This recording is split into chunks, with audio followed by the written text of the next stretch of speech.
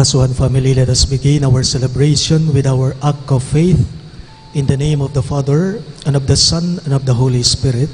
Amen. The grace of our Lord Jesus Christ, and the love of God, and the communion of the Holy Spirit be with you all. And with your spirit.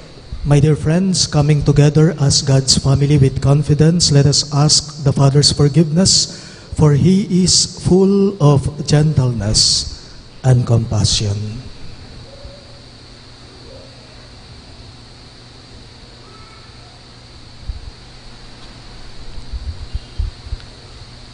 I confess To Almighty God, and to you, my brothers and sisters, that I have greatly sinned in my thoughts and in my words, in what I have done and in what I have failed to do, through my most grievous fault. Therefore I ask the Blessed Mary, ever Virgin, all the angels and saints, and you, my brothers and sisters, to pray for me to the Lord our God. May Almighty God have mercy on us, forgive us our sins, and bring us to everlasting life. Amen.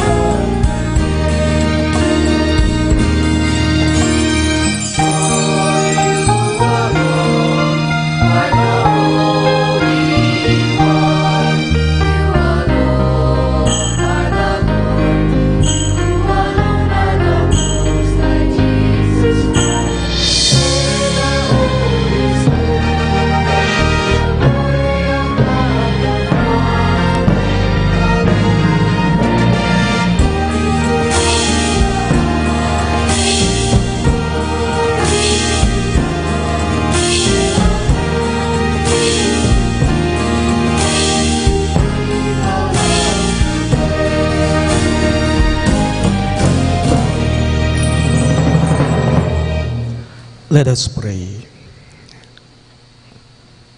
Draw near to your servants, O Lord, and answer their prayers with unceasing kindness, that for those who glory in you as their Creator and Guide, you may restore what you have created and keep safe what you have restored. Through our Lord Jesus Christ, your Son, who lives and reigns with you in the unity of the Holy Spirit, one God forever and ever. Amen.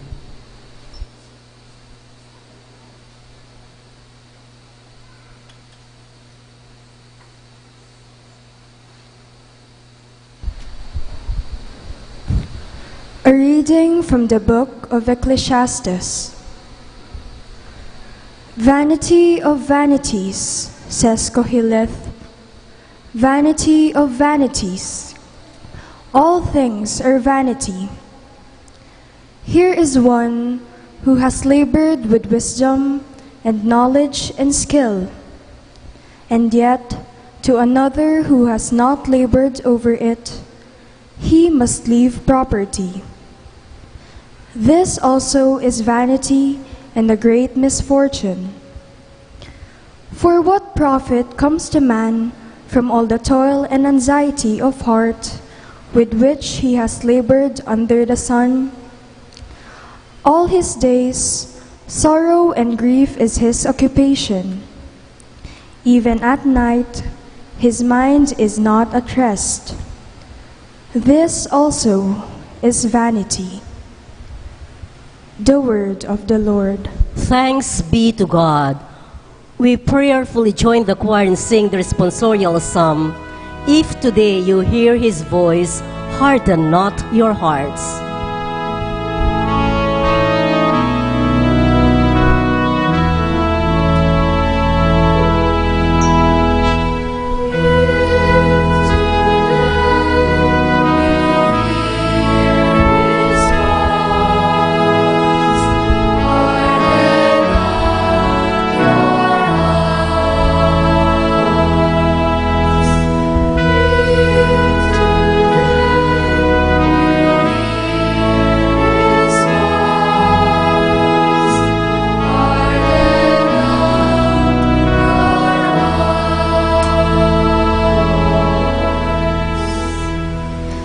You turn man back to dust, saying, Return, O children of men.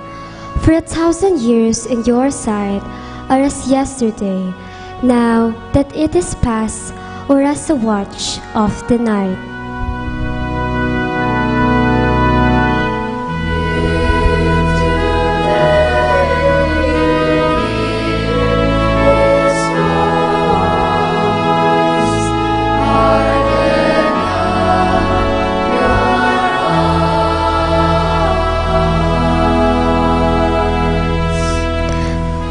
An end of them in their sleep. The next morning, they are like the changing grass, which at dawn springs up anew, but by evening wilts and fades.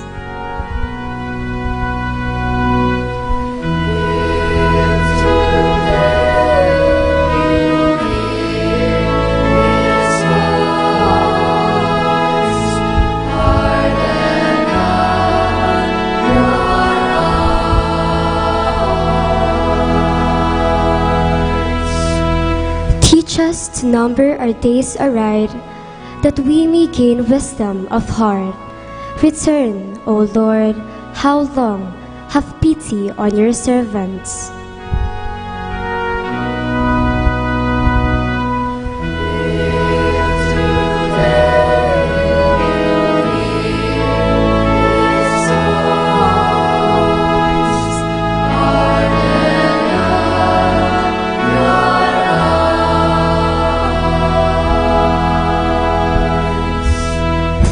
At daybreak with your kindness, that we may shout for joy and gladness all our days. And may the gracious care of the Lord our God be ours. Prosper the work of our hands for us. Prosper the work of our hands.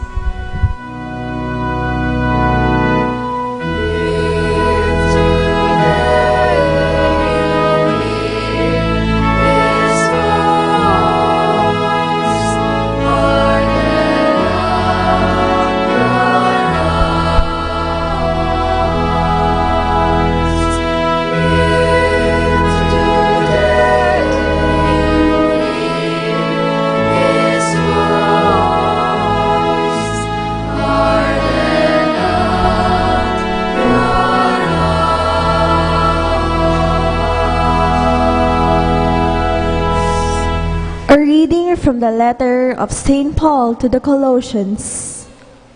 Brothers and sisters, if you were raised with Christ, seek what is above, For Christ is seated at the right hand of God. Think of what is above, not of what is on earth. For you have died, and your life is hidden with Christ in God. When Christ your life appears, then you too will appear with him in glory. Put to death, then, the parts of you that are earthly: immorality, impurity, passion, evil desire, and the greed that is idolatry. Stop lying to one another, since ye have taken off the old self with its practices, and have put on the new self, which is being renewed for knowledge, in the image of its Creator. Here there is not Greek and Jew, circumcision and uncircumcision, barbarian, Scythian, slave, free. But Christ is all and in all. The word of the Lord. Thanks be to God. We all rise to welcome the good news of our salvation.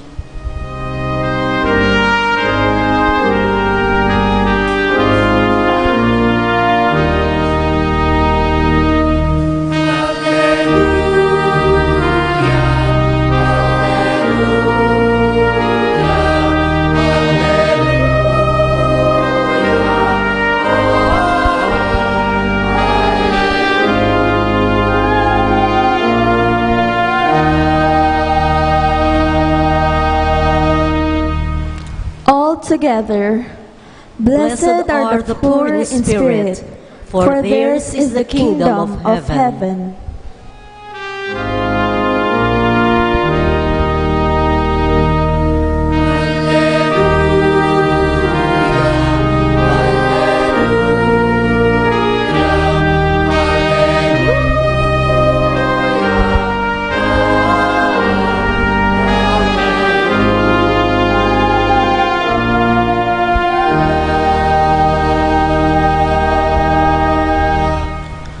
The Lord be with you. And with your spirit. A reading from the Holy Gospel according to St. Luke. Glory to you, O Lord. Someone in the crowd said to Jesus, "Teacher, tell my brother to share the inheritance with me." He replied to him, "Friend, who appointed me as your judge and arbitrator?" Then he said to the crowd, "Take care to guard against all greed, for though one may be rich, one's life does not consist of possessions." Then he told them a parable. There was a rich man whose land produced a bountiful harvest. He asked himself, "What shall I do? For I do not have space to store my harvest." And he said, "This is what I shall do. I shall tear down my barns and build larger ones. There I shall store all my grain and other goods, and I shall say to myself, 'Now, as for you, you have so many good things stored up for many years. Rest, eat, drink, be merry.' But God said to him, 'You fool, this night your life will be demanded of you. And the things you have prepared, to whom will they belong? Thus will it be for all who store up treasure for themselves, but are not rich in what matters to God." My dear friends, the good news of our salvation. Praise to you, Lord Jesus Christ.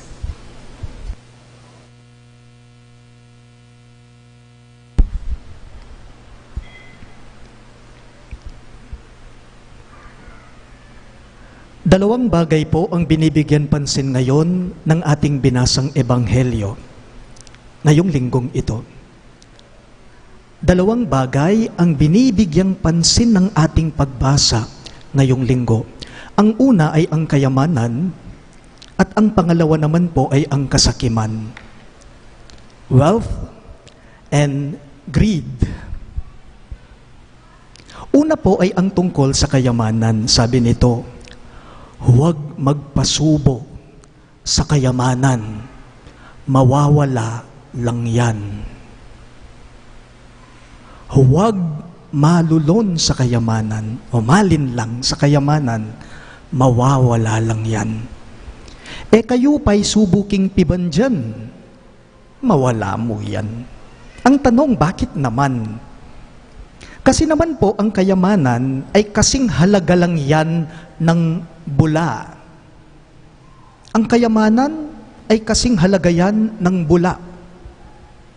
Like what our first reading is telling us today. Vanities of vanities. Everything is vanity. Walang kabuluhan ang lahat. Ibig sabihin, bula. Ang lahat-lahat ay parang bula. Bulang nawawala. Bakit hindi po ninyo pansinin? Pansinin po ninyo ngayon, ang bula ay hindi pwedeng magtagal yan.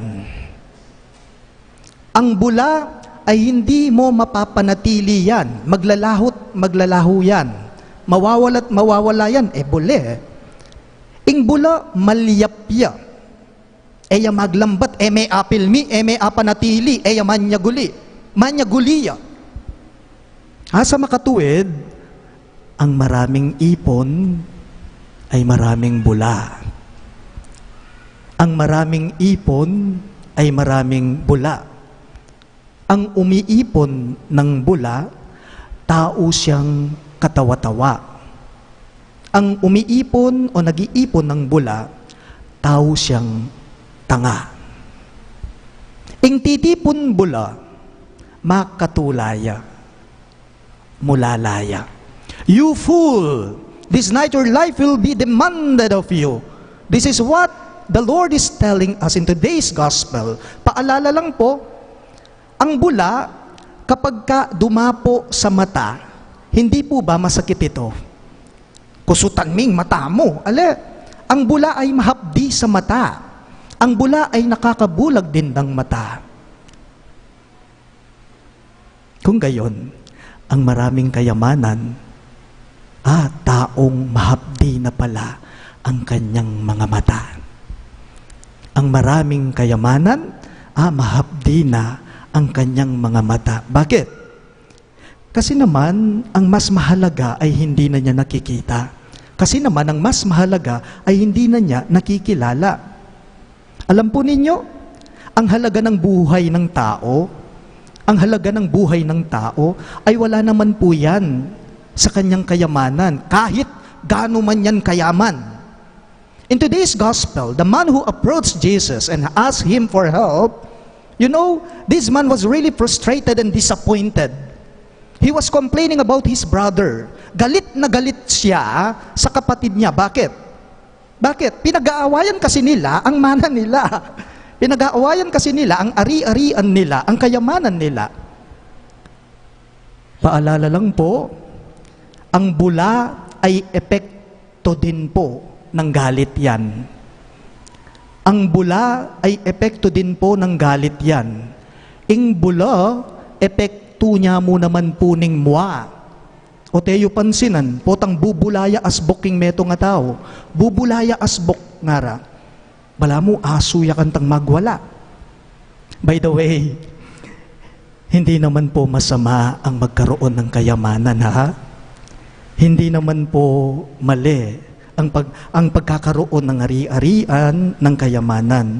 Ang masama, alam ninyo, ang mali sa pagkakaroon ng kayamanan, kapag ka nananalig na tayo, kapag ka kumakapit na tayo, kapag ka sumasamba na tayo sa kayamanan. And we call it greed, kasakiman. Sabi po ng isang kasabihan, if it is more than your need, it's greed. Tutuyay ta. If it's more than your need, it's greed. Ano mang daw higit sa iyong kailangan ay kasakiman. Sa mga restaurant po, may tinatawag po tayong eat all you can, hindi po ba? Gustong-gusto natin yan. Smorgasbord, eat all you can. Kapag ka hindi mo naubos yung kinuha mong pagkain sa ayaw at sa gusto mo, may additional na bayad yan. Magbabayad ka. Kung minsan, doble ang singil niyan. Sa makatuwid, ang kaya mo lamang ubusin, yun lamang dapat ang iyong kunin. Ang kaya mo lamang dapat ubusin, yun lamang ang dapat mong kunin. Bakit? Kasi naman po, mabayat ing pasari na ning katakawan. Mahirap, mabigat, ang dala, ang hatid ng sobrang katakawan. Sabi nga po, nung isa pang nabasa ko, sa restaurant na minsan, pinagkainan namin, sabi po, no leftover, additional charge for leftover food. Mas grabe yung isang nabasa ko, may multa ang magtira ng pagkain. May multa ang magtira ng pagkain. Alam po ninyo, konti lang naman po talaga ang kailangan nating material na bagay. Konti lang, kaunti lang talaga ang kailangan nating material na bagay. Bihisan, tirahan, pagkain. At kung mag-iipon ka man sana, yung hindi na nawawala. Ano ito? Ano itong hindi nawawala kung mag-iipon ka? Talino, galing, kabutihang asal, maging banal. May habilin po sa atin si St. Paul sa pangalawang pagbasa natin ngayon. Ang gaganda po ng mga ginamit na salita ni San Pablo sa second reading natin. Sabi niya, seek what is above, where Christ is seated at the right hand of God. Think of what is above, not of what is on earth. St. Paul said, gaya ng sinabi ko, hindi naman po masama ang maging mayaman. Wala naman pong mali sa pagkakaroon ng ari-arian o ng kayamanan. Ang masama, kapag ka ang iniipon mo ay nakakasama na sa'yo. Yung naliligaw ka na at nakakasira na sa pagkatao mo. Ito po ay ang kasakiman. Paalala lang po, huwag magpasubo sa kayamanan, mawawala lang yan. Ang pahalagahan mo ay ano? Ang pahalagahan mo ay yung magaan na dalhin hanggang sa harapan ng Diyos. Alayo po king pibanjan ing ulagana ning tao. Inya kayo paisubo king pibanjan, mawala mo yan. Please rise. I believe in one God, the Father Almighty, maker of heaven and earth, of all things visible and invisible. I believe in one Lord Jesus Christ, the only begotten Son of God, born of the Father before all ages, God from God, light from light, true God from true God, begotten, not made, consubstantial with the Father. Through him all things were made. For us men and for our salvation, he came down from heaven, and by the Holy Spirit was incarnate of the Virgin Mary and became man. For our sake he was crucified under Pontius Pilate. He suffered death and was buried, and rose again on the third day in accordance with the Scriptures. He ascended into heaven and is seated at the right hand of the Father. He will come again in glory to judge the living and the dead, and his kingdom will have no end. I believe in the Holy Spirit, the Lord, the giver of life, who proceeds from the Father and the Son, who with the Father and the Son is adored and glorified, who has spoken through the prophets. I believe in one holy, Catholic, and Apostolic Church. I confess one baptism for the forgiveness of sins, and I look forward to the resurrection of the dead and the life of the world to come. Amen. God alone suffices. Let us pray to the Father that we may put our trust in him rather than in what the world promises. In every petition you shall respond. Listen to the prayer of your church, Lord. All of us, please. Listen to the prayer of your church, Lord. May the Church send more missionaries who minister to the poor and enrich the world with the values of sharing, brotherhood, and trust in God. We pray. Listen to the prayer of your Church, Lord. As we celebrate today St. John Marie Vianney Sunday, may Filipino clergy and all priests in the world imitate the example of the saint who was outstanding in humility, zeal for confession, and service to the poor. We pray. Listen to the prayer of your Church, Lord. May our political leaders and the wealthy among us strive to improve the lot of the poor and the underprivileged, so that our country may be spared from the specter of class warfare. We pray. Listen to the prayer of your Church, Lord. May young men and women have the courage and generosity to answer the call of Christ to serve in the missionary apostolate as priests, brothers, sisters, catechists, or lay leaders. We pray. Listen to the prayer of your Church, Lord.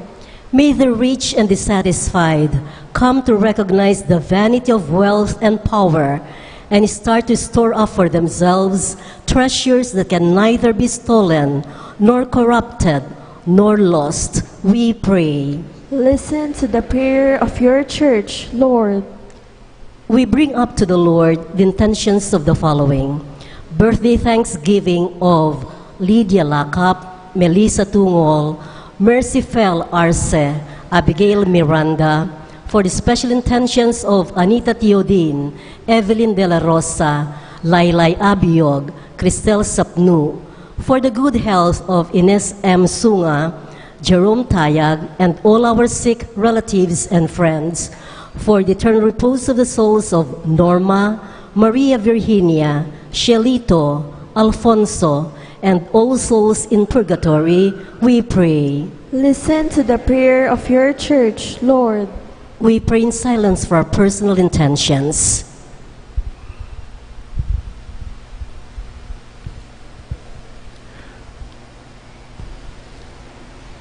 God our Father, help us see your kingdom as our greatest treasure and make us joyful sharers of our goods and talents.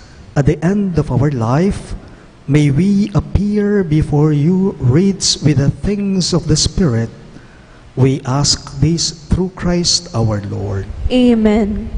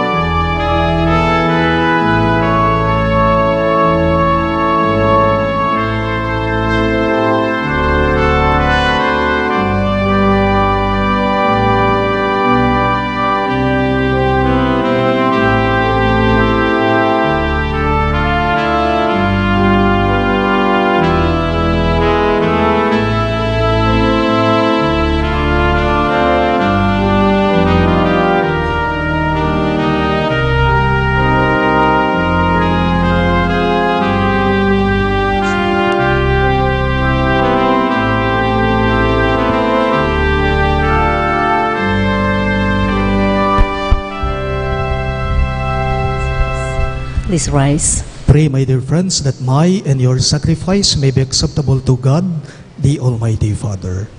May the Lord accept the sacrifice at your hands for the praise and glory of his name, for our good and the good of all his holy church. Graciously sanctify these gifts, Lord, we pray, and accepting the oblation of this spiritual sacrifice, make of us an eternal offering to you. We ask this through Christ our Lord. Amen. The Lord be with you. And with your spirit, Lift up your hearts. we lift them up to the Lord. Let us give thanks to the Lord our God. It is right and just. It is truly right and just, our duty and our salvation, always and everywhere to give you thanks, Lord, Holy Father, Almighty and eternal God. For we know it belongs to your boundless glory that you came to the aid of mortal beings with your divinity, and even fashioned for us a remedy out of mortality itself, that the cause of our downfall might become the means of our salvation, through Christ our Lord, through him. The host of angels adores your majesty and rejoices in your presence forever. May our voices, we pray, join with theirs in one chorus of exultant praise as we acclaim.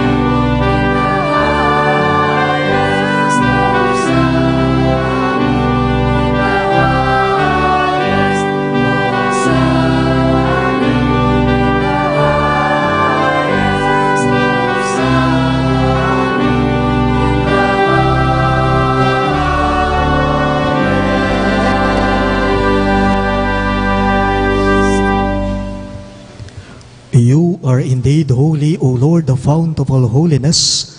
Make holy, therefore, these gifts, we pray, by sending down your Spirit upon them like the dewfall, so that they may become for us the body and blood of our Lord Jesus Christ.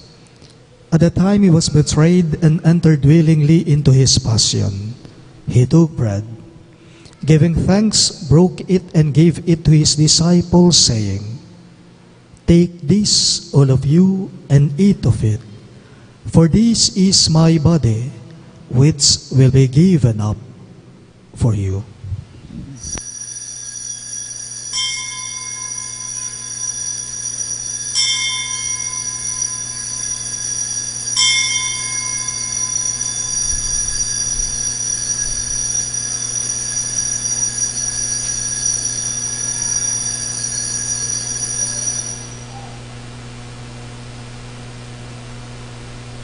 In a similar way, when supper was ended, he took the chalice, and once more giving thanks, he gave it to his disciples, saying, "Take this, all of you, and drink from it, for this is the chalice of my blood, the blood of the new and eternal covenant, which will be poured out for you and for many for the forgiveness of sins. Do this in memory of me."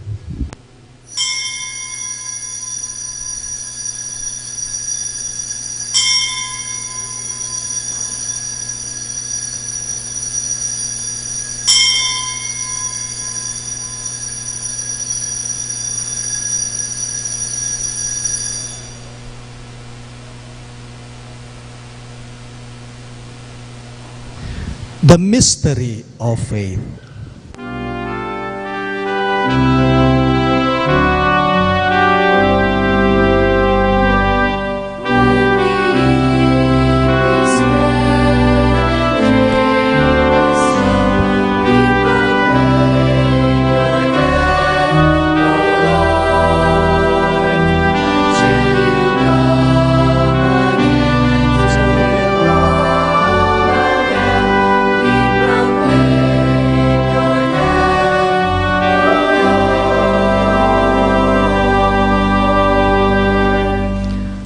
Therefore, as we celebrate the memorial of his death and resurrection, we offer you, Lord, the bread of life and the chalice of salvation, giving thanks that you have held us worthy to be in your presence and minister to you. Humbly we pray that partaking of the body and blood of Christ, we may be gathered into one by the Holy Spirit. Remember, Lord, your church spread throughout the world, and bring her to the fullness of charity, together with Francis, our Pope, Florentino, our Bishop, Pasiano, our Bishop Emeritus, and all the clergy. Remember your servant Norma, whom you have called from this world to yourself. Grant that she who was united with your Son in a death like his may also be one with him in his resurrection. Remember also our brothers and sisters who have fallen asleep in the hope of the resurrection, and all who have died in your mercy. Welcome them into the light of your face. Have mercy on us all, we pray, that with the Blessed Virgin Mary, Mother of God, Saint Joseph, her most chaste spouse, with the blessed apostles, Saint Jude Thaddeus, our patron saint, and all the saints who have pleased you throughout the ages, we may merit to be co-heirs to eternal life, and may praise and glorify you through your Son, Jesus Christ. Through him, with him, and in him, in the unity of the Holy Spirit, all glory and honor is yours, Almighty Father, forever and ever.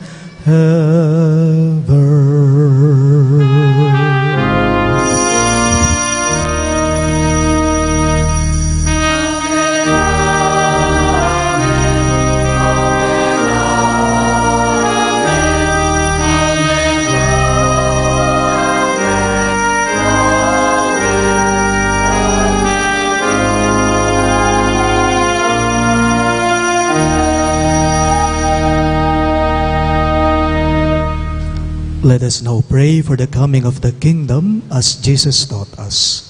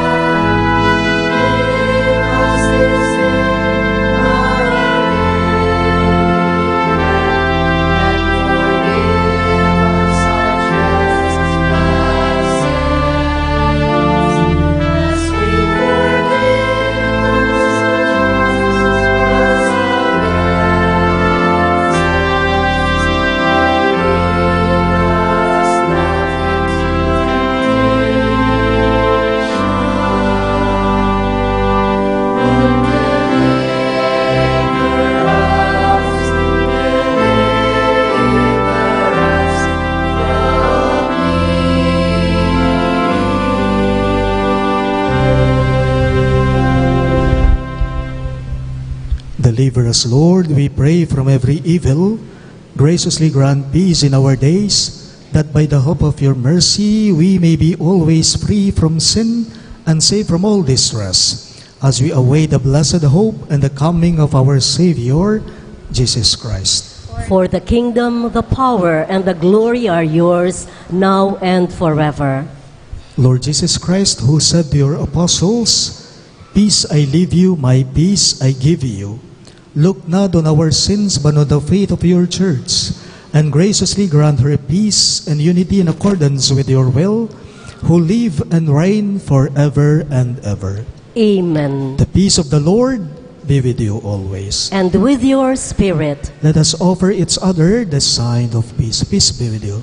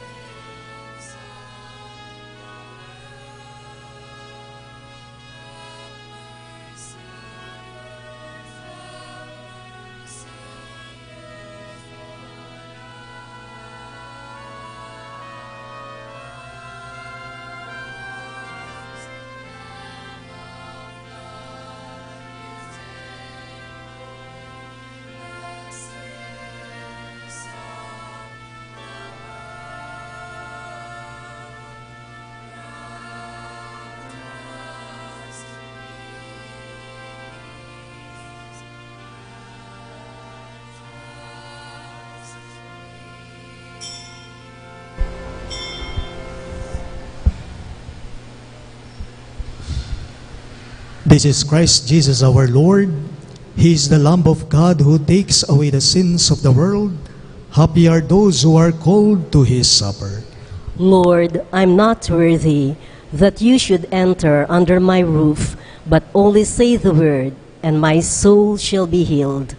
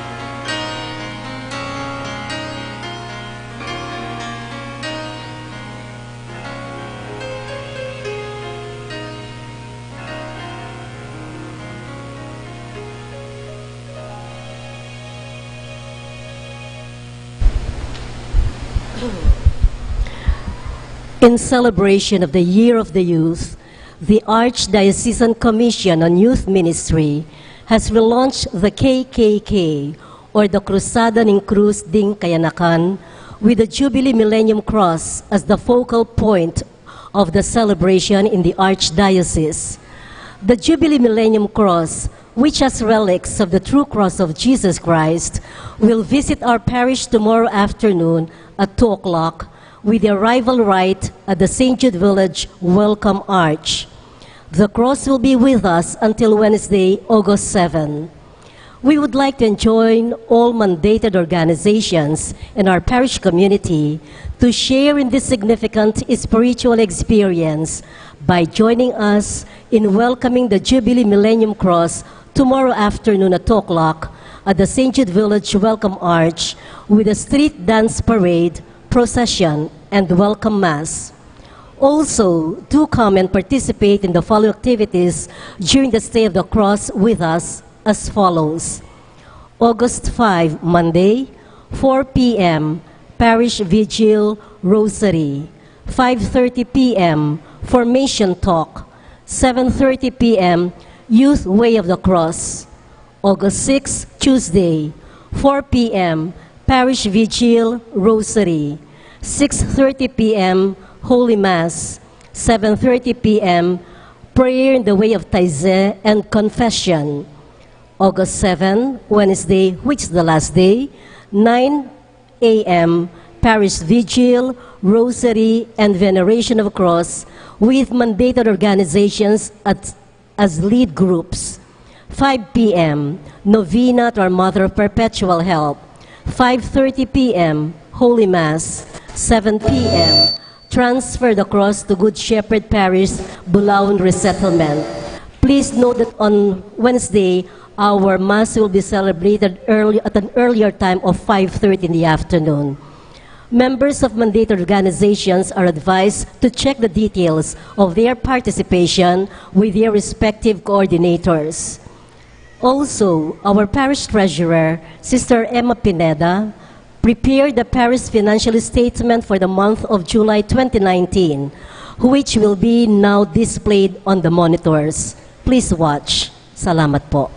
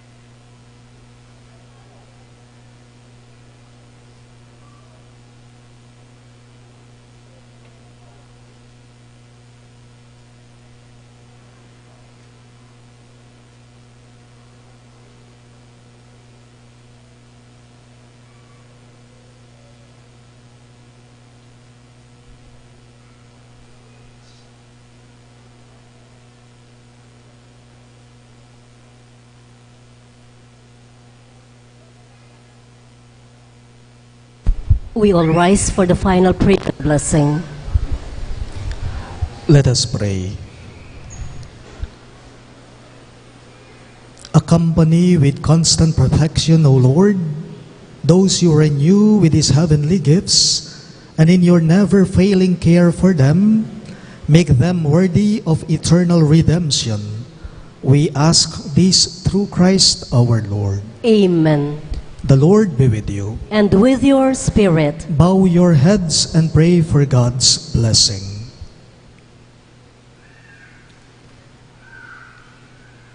May the God of all consolation order your days in His peace and grant you the gifts of His blessing.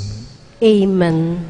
May He free you always from every distress and confirm your hearts in His love. Amen. So that on this life's journey, you may be effective in good works, rich in the gifts of hope, faith, and charity, and may come happily to eternal life. Amen. And may the Almighty God bless you, the Father, and the Son, and the Holy Spirit. Amen. The Mass is ended, and our mission begins. Thanks be to God.